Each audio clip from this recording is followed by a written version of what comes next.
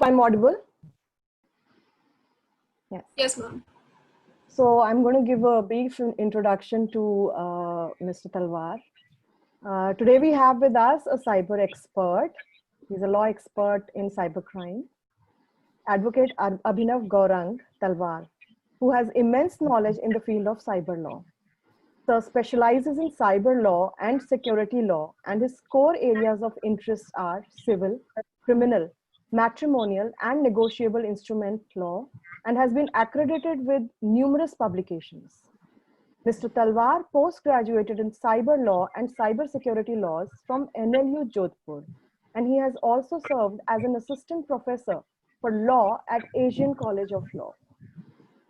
He currently serves as Assistant Manager Legal, NISG, Legal Cell at Ministry of Electronics and Information Technology, which is known as MEET-Y.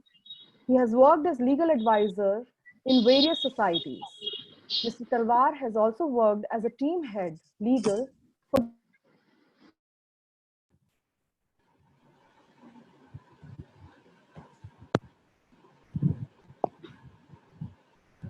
Ma'am, you are not audible.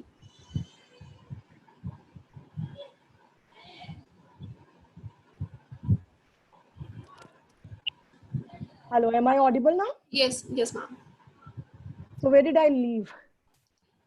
You have completed everything, I guess. All right. The last part. Yeah. So I invite Mr. Talwar to come and throw some insights into today's topic, which is understanding the nature, role, and liability of the individual.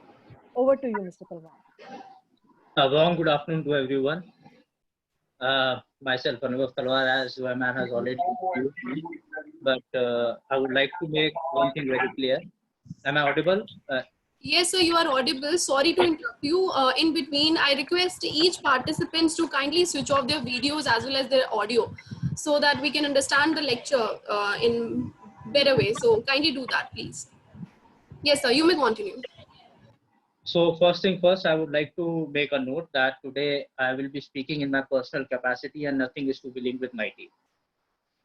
And today I am going to speak about intermediaries. The intermediaries which are the very part of our life, which have been inculcated as a daily soap for us. Now and when, time and again, we are always active on the platforms which are providing us for freedom of speech and expression, which we can always express through their platforms. So first of all, I would like to discuss that why was the need of enacting IT Act? As and when there was more and more work was going to be continued through e-commerce, so there was a dire need that there should be a law which should regulate electronic terms in a manner so that nobody can be harmed of it.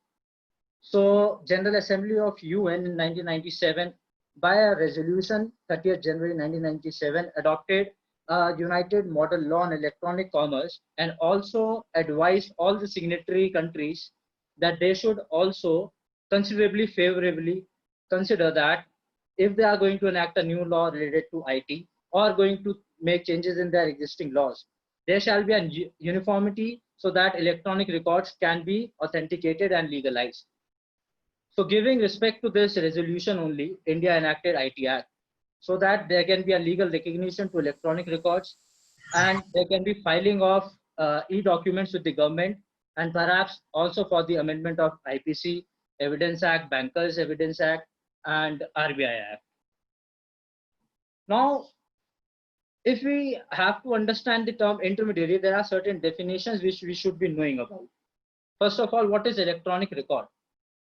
Section 21T of IT Act defines electronic record, and as per which electronic record means data generated or stored via image or sound or any other computer. Is there any problem? Okay. So I was speaking about electronic record. Electronic record means any data which is being created or generated with the help of any electronic medium. Electronic medium comprises of computer resource, computer network, or a communication device. These all comes within the definition of computer, and any of the record which is created with the help of this electronic medium can be termed as electronic record. Moving further, originator. Who is the originator? Section 21ZA of IT Act defines originator. Originator is a person who generates, creates any data. Any data. Now, what is data? Data is defined under section 210 of IT Act. Data is mere representation of information. Now, what is information? Information is defined under 21B of IT Act. And information, you have to seek that any person may create different kinds of information, and when it is comprised all together, it becomes a data.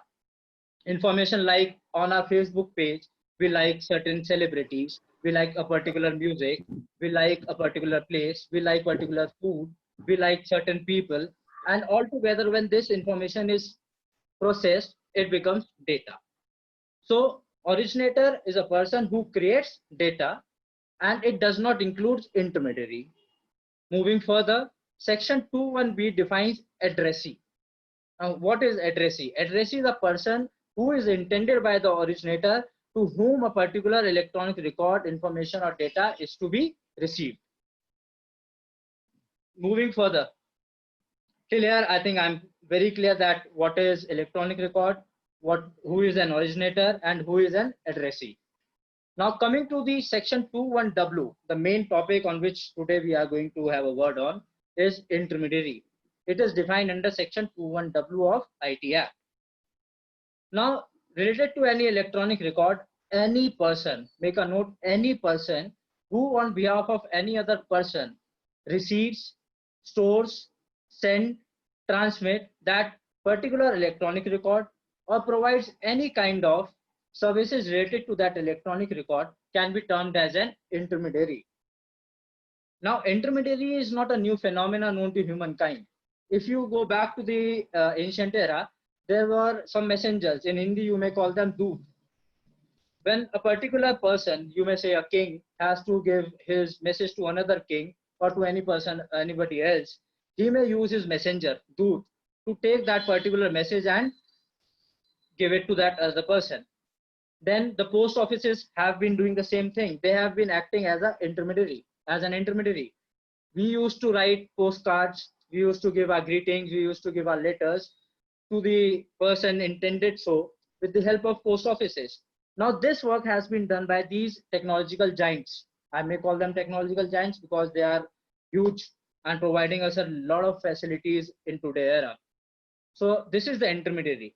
From the definition only, you can extract the nature of the intermediary.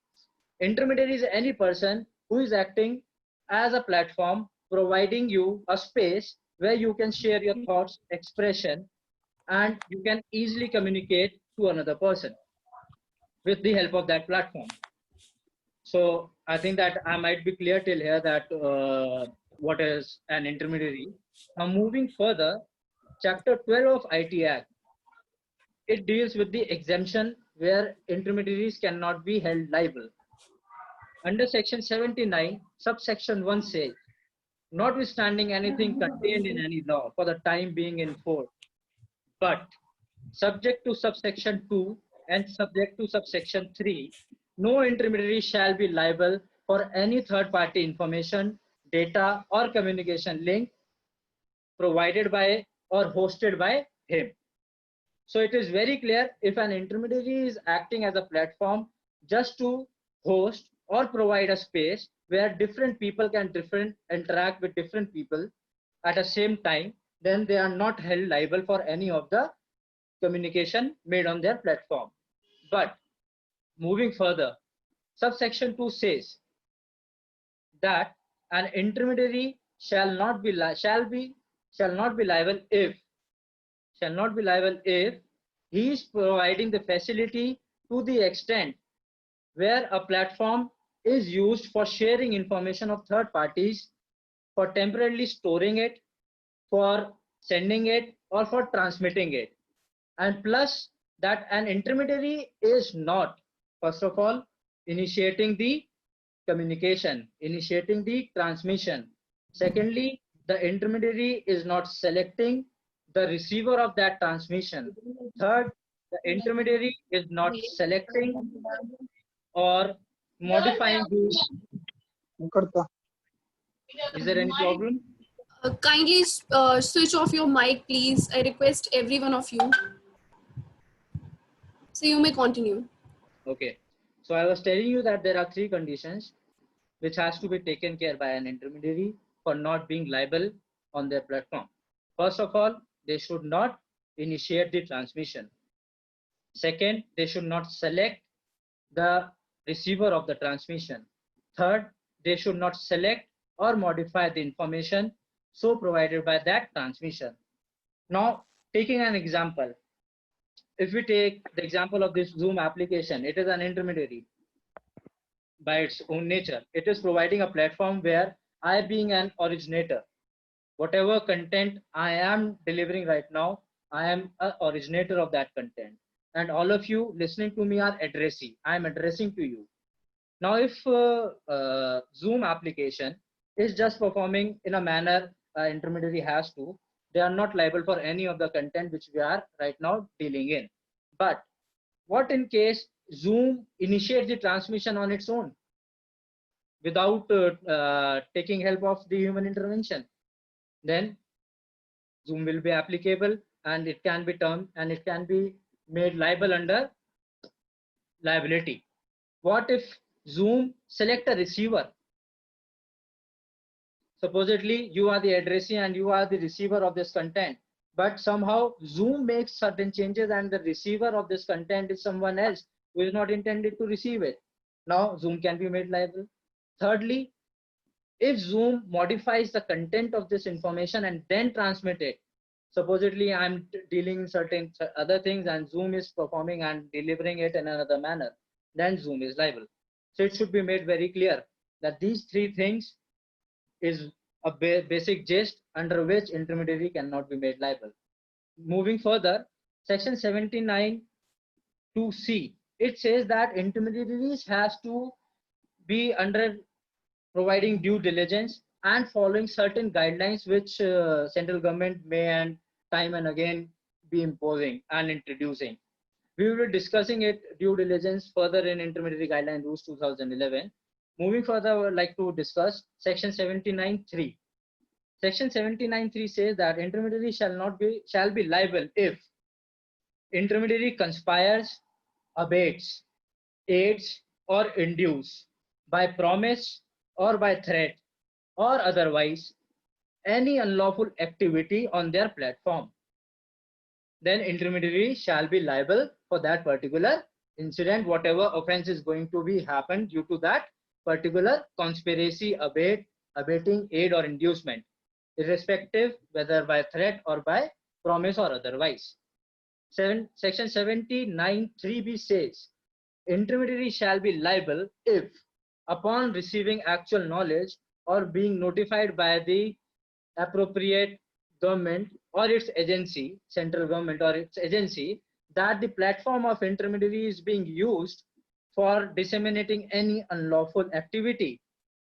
And on receiving such actual knowledge or being notified by the central government or its agency, intermediary fails expeditiously to remove that particular content without vitiating the evidence from their platform, then they will be held liable. Now, as I have asked you to make a note that due diligence will be discussed in intermediary guidelines rules 2011. Somehow there is a context actual knowledge. Now intermediary being a platform who is acting on behalf of another person, they cannot act upon themselves that has been come to my actual knowledge and I'm removing this. So now here we have to take into consideration Shreya Singhal versus Union of India 2015 landmark judgment, in which 79 was also challenged on the basis of ambiguity, and the honorable court said that section 79 actual knowledge only be taken into care after a court order, and which is relatable to article 19.2. You do have your right to freedom of speech and expression, but which is imposed under section article 19.2, which can be curtailed according to article 19.2. Now if there is anything, any content which is inflicting article 19.2, then a court order can be taken by the person who is so aggrieved, or a central government or its agency can bring into notice of the intermediary that there is a content which is violating Article 19.2, and you have to expeditiously remove it without vitiating any evidence. So now from all of this content, you must be knowing who is an intermediary, what is their nature, and when they can be made liable.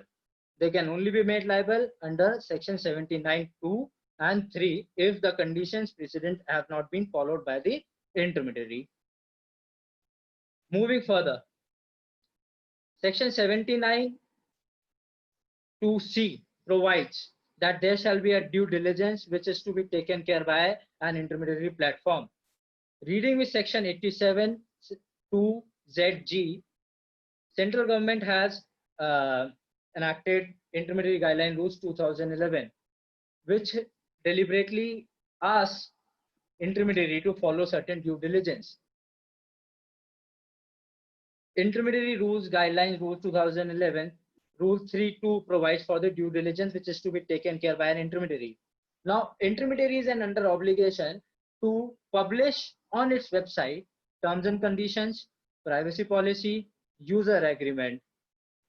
Under this terms and condition, privacy policy, and user agreement, intermediary has to make clear certain things which are related to that any user or originator who is taking care and using the computer resource of intermediary shall not upload, share, send, transmit any content which is blasphemous, which is not of his own, which he do not own any authority, which harms a minor, which is of defamation in nature, defaming in nature, which is harmful in nature, which is violating any copyright, trademark, patent, or is violating any law in the time being enforced, or it is affecting the sovereignty and integrity of India, it is affecting friendly relationship with other country, it is affecting the public order. So these are the certain, for the detailed analysis, you can always go and read at this Rule 3.2, which will help you to understand that what are the due diligence which is to be followed by the intermediary. Moving further, under Rule 3 of Intermediary Guideline Rules 2011, it is to be correlated with section 79 only, that intermediary does not have to share, does not have to host, does not have to make any content available on its platform by its own. It should not initiate, it should not select the receiver, it should not modify the information. But there is a proviso. Proviso says that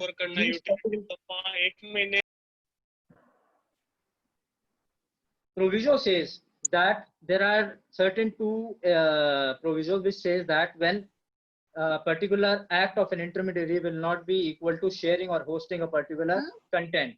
First of all, that a computer itself is working on its own.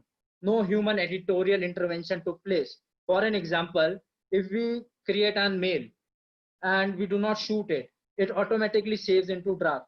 Here, intermediary, that particular website which is providing you to send an email, is not acting via human intervention. It is intrinsic in computer resource that a person has created an email and it has not been shooted. It will go and save in draft. So here it is saved. Here intermediary has not initiated, not selected, and not even modified any information. Secondly, if intermediary has removed any content, any information from its platform on the order or direction under this act, then also it will not be termed as that intermediary has initiated, selected, or modified any information. Moving further, as we have just known to it that actual knowledge to intermediary, then they have to strike down that particular content. Rule 4 of Intermediary Guideline Rules 2011 says that within 36 hours of being actually noticed, coming into their notice that particular content is to be removed, intermediary shall remove that particular content. And for 90 days, they have to preserve that content for investigation purposes. Moving further to Rule 5. I hope I'm clear till now. I'll be taking questions after this, then you can be raising whatever you have not understood yet. Moving further to Rule 5. Rule 5 of IGR rules, intermediary guideline rule, says that intermediary has to make it very clear. Intermediary has to make it very clear that in violation of privacy policy, user agreement, or terms and condition, a user can be blocked from access of computer resource of an intermediary, and any content which is violating of rule 3.2, because of that his access has been blocked, can be removed by intermediary from the platform. So it is up to you that you should be very clear while entering into a contract with any intermediary platform. You may go through their terms and conditions, user agreement, privacy policy to make clear that what are do's and don'ts on their platform. Moving further, now intermediary has to act with the law enforcement agencies which are lawfully authorized and have a order from a lawful competent court that a particular investigation, protection in a cybersecurity regime has to take place. For the purpose of investigation, intermediaries has to act with law enforcement agencies. Moving further to it, intermediaries have to practice reasonable security practices rules 2011, which is related to sensitive personal information and data rules, according to which every intermediary is a body corporate and they have to inculcate in their terms and conditions, privacy policies, and user agreement that how they are going to protect the data information so collected by them. Moving further, intermediaries has to take care and have to work with the cybersecurity agency which is certain. They have to inform them in particular if there is any breach related to cybersecurity, and also have to provide information related to any breach of cybersecurity. Plus, moving further, these rules are all inculcated. What are do's and don'ts about intermediary? Moving further, an intermediary has to take care that there is no such tool, no such activity which will change the main course of the computer resource, which is the basic intent, which is the basic work of a computer resource. It should not be hampered in any way for being considering any law for the time being, that nothing should be curtailed with any of the tool of the intermediary. But intermediary can always put tools which will help in ensuring that there are no breaches to the security of a particular information or data. And moving further, intermediaries has to provide a grievance officer. A grievance officer in relation to rule 3. Rule 3, which says that intermediaries should not initiate a transmission, should not select a receiver, should not modify the information. In case there is any breach, there is any problem which is related to rule 3, IGR rule 3, then there shall be a grievance officer to whom a particular person who's agreed of that particular act of an intermediary may go and get himself registered and may claim that particular thing took place. The grievance officer has to take into consideration the complaint and has to act within 30 days. The manner of taking into consideration that particular grievance is also to be uploaded on the intermediary website.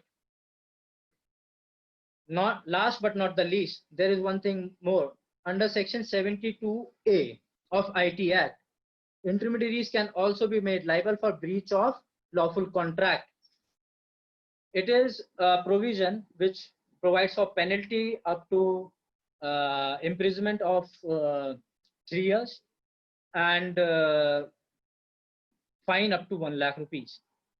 This is for the purpose that if in a case any body corporate, which includes intermediary, whosoever has come into the possession of any personal data of a particular user or originator, and for the purpose of wrongful gain lost to that particular person, leaks that particular data without the consent of that particular person, then they can be made liable under section 72A also. So this is the aspect which is available on IT Act at present, under which intermediaries can be held liable and under which intermediaries are exempted from certain liabilities. This is all today I want to have a word upon. Now I'm open for the questions you may ask for.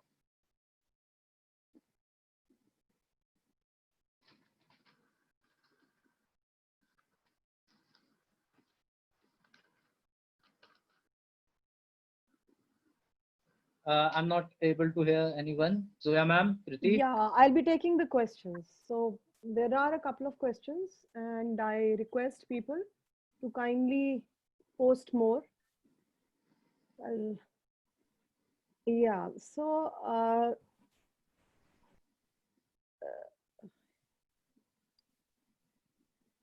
this one question he asked is any electronic document data, can any electronic document data be used as an evidence in the court? It can be used as evidence under court. There is a procedure in the Indian Evidence Act also. Section 65B deals with that. And this is the major, one of the intent that why IT Act has been enacted, because it gives legal recognition to electronic data only, electronic records only, which can be made admissible in the court of law. Next question is, what are your views on these OTT platform which are not under any authority? Do they also come under intermediaries according to the The VOD platforms are unregulated at present, but they do fall under the regime of intermediary, because the nature of intermediary has to be discussed in a term that if a OTT platform is providing third party content, then they are intermediary. But for the content under which they are only producing it and they are the originator, their nature changes to the originator. They own that content. So this is a very good question, and under the process of legalization and discussion. So that all I would be discussing right now about it related to OTT.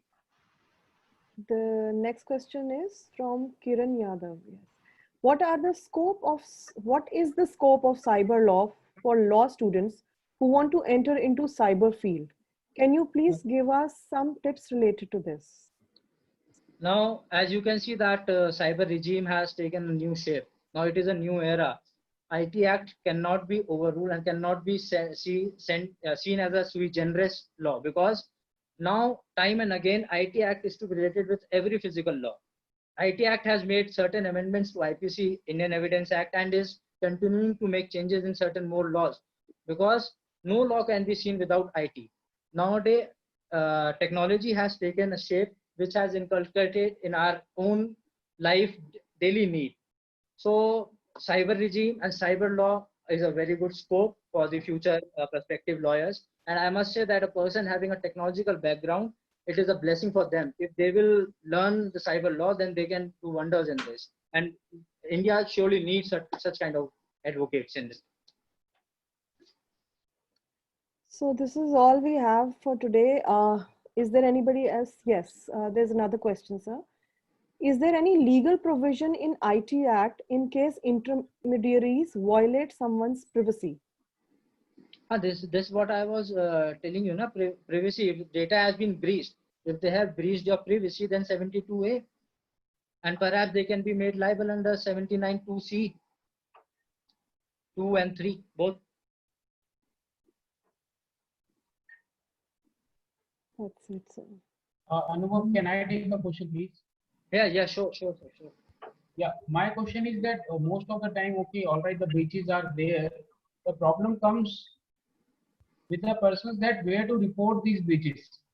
They do not have the knowledge how to go and how to report these complaints of the data breaches and the data stealing. So how to go about these complaints and how the cognizance of these complaints are taken up. Now cyber cells have been created in Niteshji all over the police stations. Plus, if there is any data breach or there is any data theft, the provisions are made under IT Act, and you can always report to the concerned police station, and they have to take into cognizance and make your FIR registered. Plus, if there is any cyber crime, then cybercrime.gov.in, MHA का initiative है. You can always report your cyber crime incident there, and they will take care of it. MHA directly deal करता है. Plus, there you can always go for a complaint case under section 200. Okay? And if there is any violation of article 19(2) which comes to your knowledge, you can always obtain a court order for this, which you have to deliver it to the intermediary, or by a central government or its agency. They can deliver it to intermediary. That particular court order has been received, a decree has been passed in our favor, and this particular content you have to remove, or data breach or data theft has taken place, in that particular scenario, you have to act according to the court order. So there are two more questions, if I may ask. I finished it so early, I think so, because this is the provision which today we have related to intermediary. Nothing else can be discussed. Though I can elaborate by giving certain examples, who is an intermediary, what is the nature. But I think that if you are not able to understand, then you may put up the question. Otherwise, it is done from my side. This is a provision under IT Act right now. So there's a Daniel David, he says that I'm looking for the case law where WhatsApp forwarded messages and online shared data is legally liable for consequences. Heard something of Delhi High Court, but not able to find it. I'm not aware of it. I'm not aware of such Yes. Yeah. At what point does propaganda become information warfare? Propaganda becomes like, if you can see that there is a propaganda nowadays taking place, seek for justice. It is a propaganda which is, and MHA has also said that particular organization is an unlawful organization. Now this propaganda, the question is how propaganda becomes information. Information warfare. Information warfare. Now this propaganda is collecting different information from different places of the world, and different people are raising their voice for a propaganda which is not good in nature. Now when these people will collect all together the information from different places, this will become a warfare of information. Propaganda will take shape of a information warfare, because these processed information can be termed as a data altogether, as I have already told you. Now, if propaganda will keep on instigating and keep on taking place, it will become an information warfare. So there's a personal question that I have.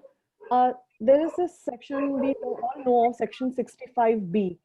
So it's always under something or the other scrutiny by the courts. Sometimes it is required, sometimes it is not required. So can maybe elaborate on how, where, and when we should be using. Recently, I was going through a judgment a day or two before, when Supreme Court has said that 65B is not to be mandatory to be taken into consideration. It is that if the original, suppose what is the conditions of 65B? It says when a person has extracted evidence from a particular communication device or computer resource or computer network, it has to give a certificate to the court of law that it is genuine, that it has not been tampered. The conditions are that when the evidence was extracted, that particular computer or computer system network was in working, it was used for daily use, it was used for storing that particular information, that when the information was extracted from that computer, it was not tampered, it was not working properly, and if so, there was any problem, it may so not have hampered or tampered the evidence so taken. But the recent judgment says that if the original information, electronic record, is with the person in possession who is claiming to produce it, then 65B is not needed. But if it is for the secondary evidence, then 65B is needed.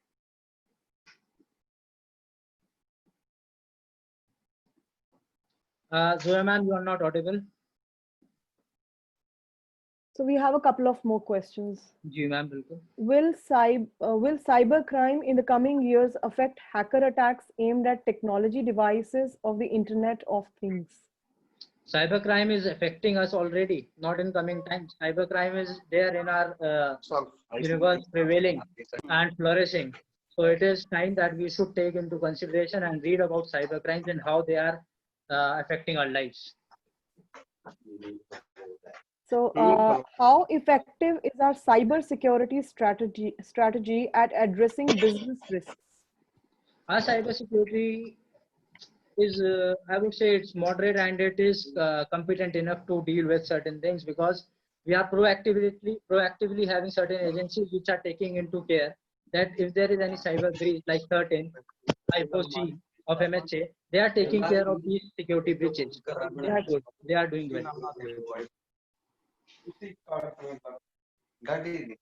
What are your views on cryptocurrency? Is it good for a country like India to make it legal? So now, cryptocurrency, whether it has been made legal or not illegal, there are certain people which are holding cryptocurrency bitcoins with them. and there are certain transactions which are held only on cryptocurrency in World Wide Web, on World Wide Web. So now it has been legalized, so there's no problem. You can always go for a cryptocurrency, you can have it.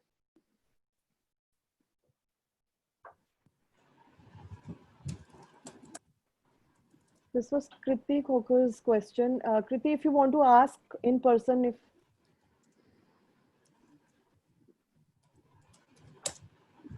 No, thank you, ma'am. That's is.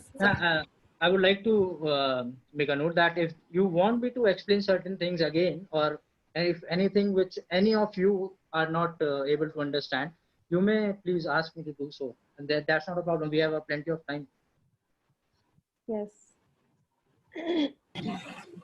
I hope I was clear. You people get to know that what is an intermediary, what is intermediary platform, what are their nature, when they can be made liable, what are intermediary guideline rules according to which they have to co-adhere. And I would like to make a note also that it is not only the due diligence on intermediaries, it is a due diligence which we also have to follow. Whenever we are downloading a platform, we are downloading an application, we should always take care that we are going through their terms and conditions, privacy policy, and user agreement, which will make us ensure that what data they are extracting from us, what data they are sharing with third parties. It is very important on our part that we should make it very clear that what all information we are sharing with the platform, and further the platform is sharing that information with whom and in what manner, because this is our life and we should be very cautious. And certain more things we should be taking care of cyber hygiene also. Like nowadays there is a problem that we are sharing certain contents by not taking a fact check about them. They may be fake, they may be not of authentic nature, but somehow we are directly sharing them. Now there is also a responsibility on us that on the platforms we must take care that we should do a fact check before disseminating a particular content which came to our knowledge, because it may lead to some mishappening or any unlawful activity which is not good on our path. I have a question, sir. It's pertaining to the criminal side of investigation which takes place, and there are a lot of data and everything that we usually come across. So regarding that, I want to ask that the significant electronic evidence runs a risk of amateurish data handling, leading to data corruption. So what measures can be taken to educate the investigating personnel, enabling them to handle the data in an informed manner to avoid the loss of essential data? Actually, there is a chain of custody when an electronic evidence has been gathered, has been extracted from a particular computer resource. The chain of custody says that whosoever is handling that particular electronic record, which is going to be an evidence in a court of law, they have to fill a form of chain of custody. And in that form, whenever the custody is being transferred from one person to another, from a lab to a person who has taken to the lab, and when the lab is returning that particular evidence to the person who is going to bring it to the court of law, that chain of custody form is being taken into care. So that's present scenario in our regime, cyber regime, which is under consideration, and it has to be made more stringent in nature. Yes, thank you.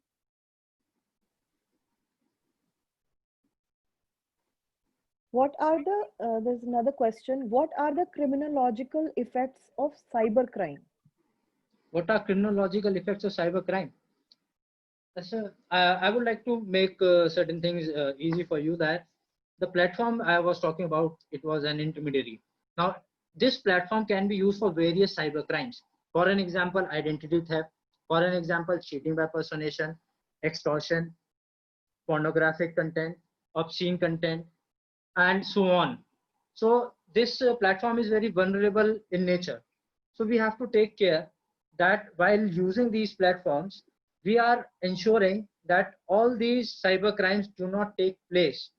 And for that purpose, we may go through IT Act. There is a provision which deals with contraventions and plus cyber crimes in IT Act. that is 43, section 43, which deals with contraventions, read with section 66, and so on from section 66 till section 69, I would say 68, there is the cybercrime related provisions in IT Act, which will easily make you understand that what are the cybercrime regimes and how they can be dealt. Now, there is also one other aspect that technology moves faster than the law.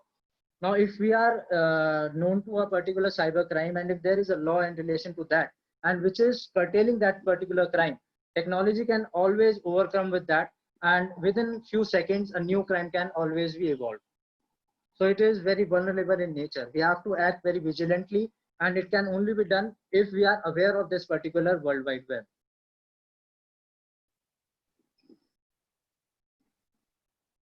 Actually, it's quite a vast topic. Actually, and if I come to think of it, it goes much beyond my. If I ask you, Zoya ma'am, were you able to understand whatever I have delivered right? Yes, yes. Is there any confusion in your mind? I hope that picture of an intermediary is clear to the aspect related to IT law. Nitesh ji, are you able to hear me? Yeah, I can hear everyone.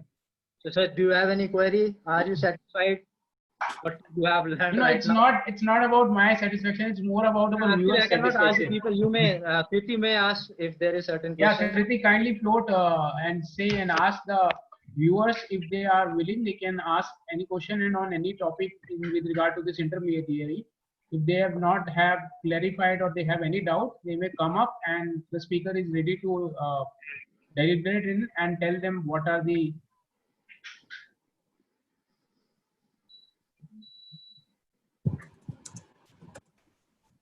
Kriti, you can go ahead, please. Yes, sir. So it is a request to all of the viewers. We have a lot many viewers today. So it is my humble request, if you want any more explanation, any more focus on any particular topic which you have understood in the today's topic. Related to So you can, intermediaries. related to intermediaries and cyber law also. So you can ask in the chat box, and you can definitely will help. We'll try, sir will help to and try to make it possible you to understand. So you can ask in the chat box. Well, I start with the same thing. When the topic was sent to me, I just asked Kriti Kokhar that what was these intermediaries all about.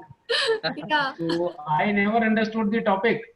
So then after your webinar, now after what all has you have thrown light, I can very well explain to anybody that what is the intermediary.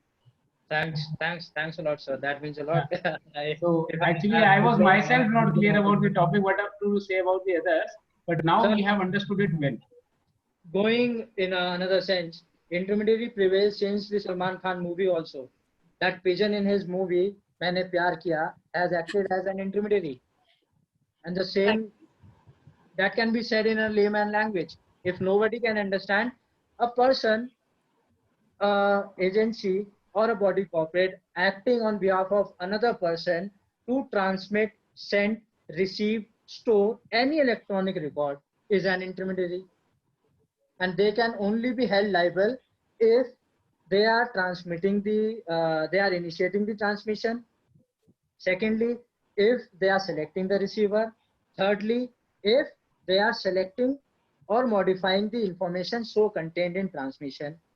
And they can be held liable if they are conspiring, abetting, inducing, or aiding by threat or by promise or otherwise for commission of any unlawful activity on their platform.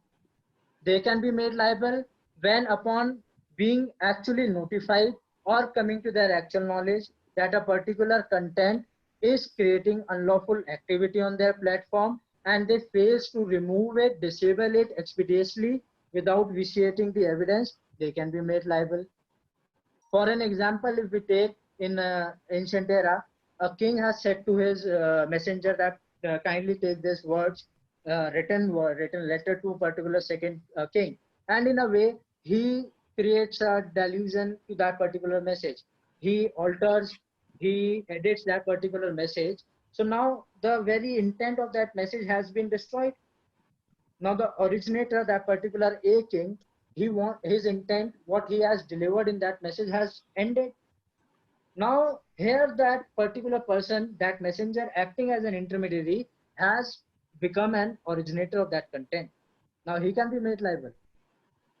In that era, for that particular content, capital punishment would have been given to that messenger. But nowadays, the intermediary will be held liable for an activity, for a crime, for an unlawful activity which took place due to his intervention to that particular information. And in case there is no particular penalty for a crime which took place due to that intervention, there is section 45 residuary power under IT Act, under which they can always be made liable if there is no certain penalty described for an unlawful activity. So So, there's uh, two more Different questions at in the that time. meanwhile. So sorry.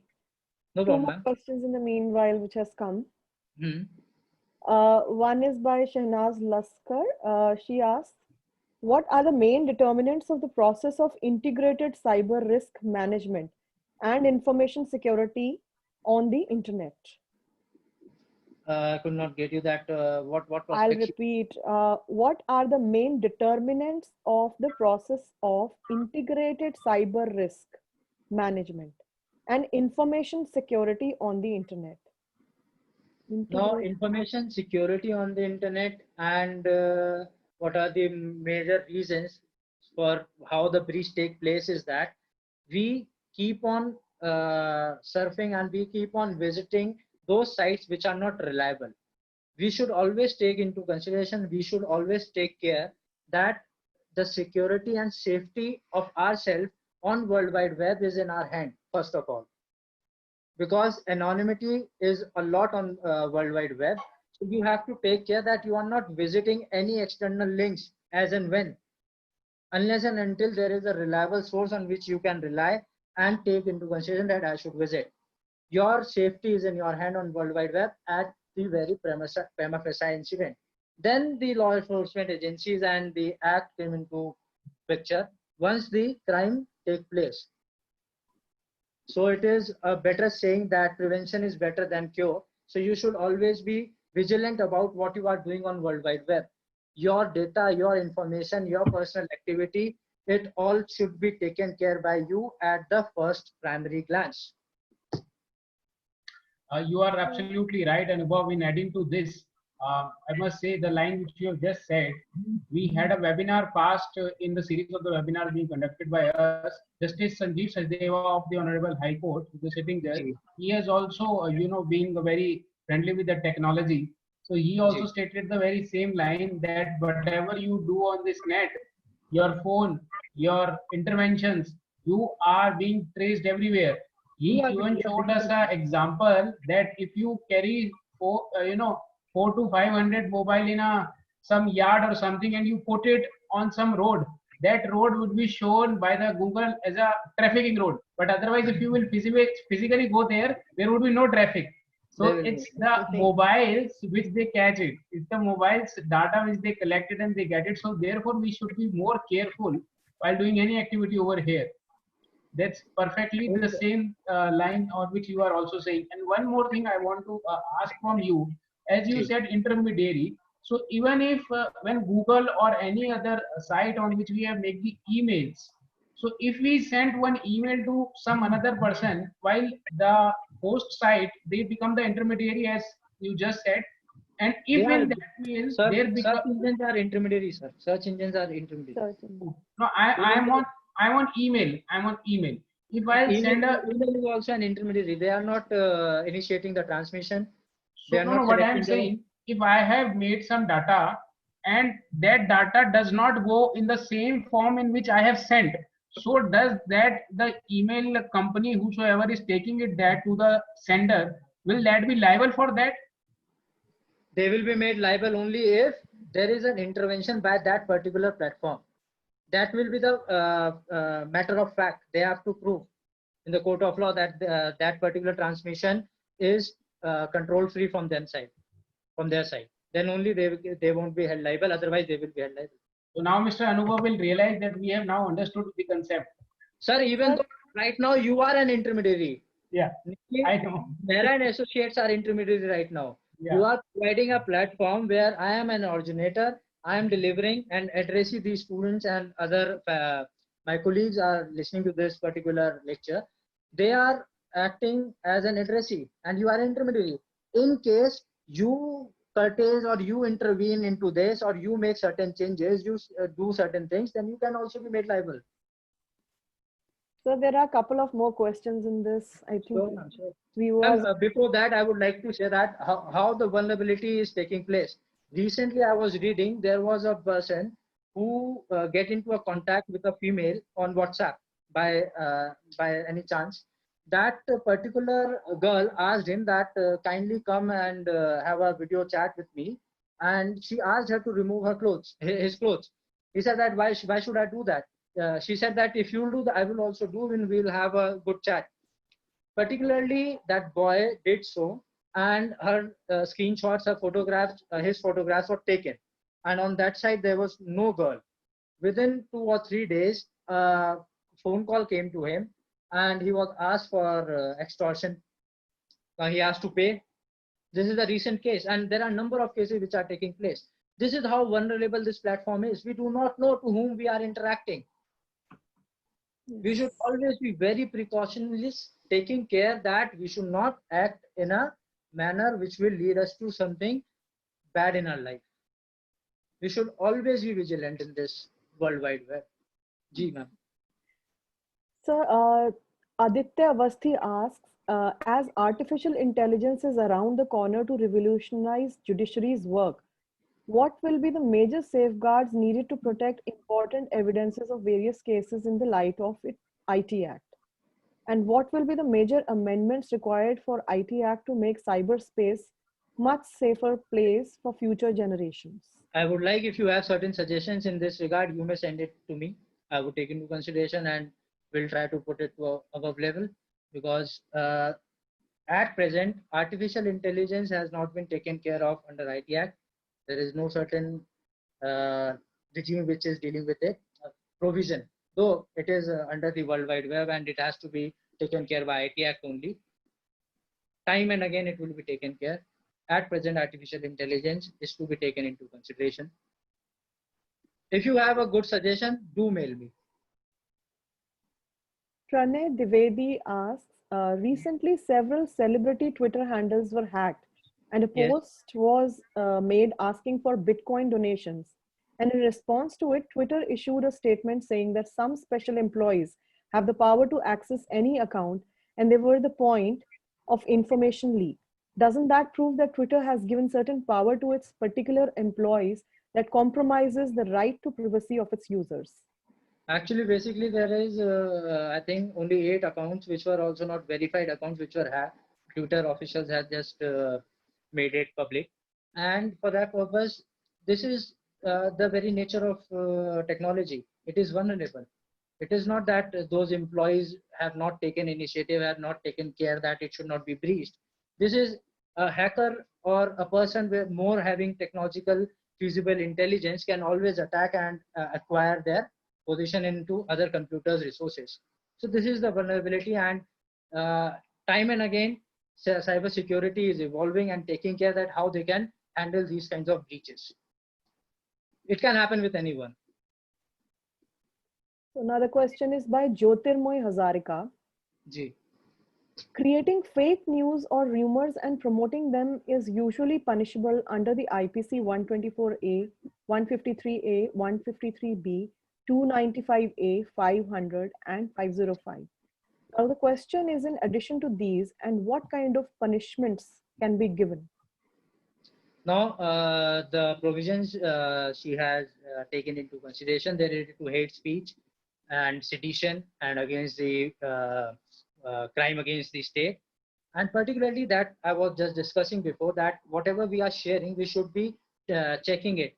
Fact check should be done, that what we are sharing, what we are transmitting, what has come to our knowledge. We should always take care that whatever has been provided on World Wide Web, that is not always authentic. We should always have a double check. Then only we should transmit it. Because a fake news, a disinformation, a misinformation may lead to certain unlawful activities, may lead to misrepresentation of facts, which is very dangerous and may hinder the society at large. So this is right now in our hand to take care that we should do a fact check. We should authenticate that particular content before disseminating it further. Sir, if you allow, can I take another question or? No problem, ma'am. You may.